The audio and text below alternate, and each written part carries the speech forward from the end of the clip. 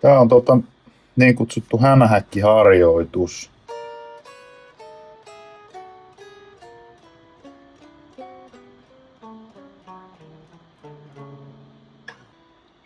Tää on minulle opettanut kitaran soiton, klassisen kitaran soiton opettaja Hannu Sorvali. Tää on niinku äärimmäisen tehokas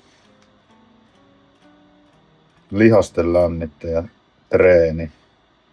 Sen lisäksi tää niinku haastaa silleen niinku teknisesti myös, että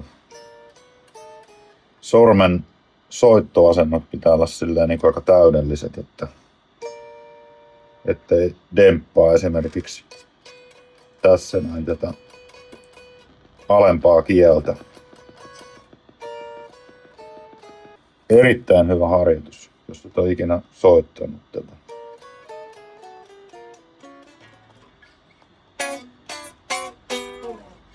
Sitten kun aloittaa täältä korkeammalta, niin on lyhyemmät välit.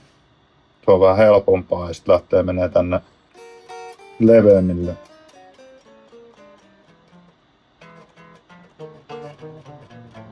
Haastaa aika hyvin. Ihan saa niinku ranteet pumppiin. Nyt tuntuu, että niinku käsi on vielä ihan kylmä, mutta pumpissa.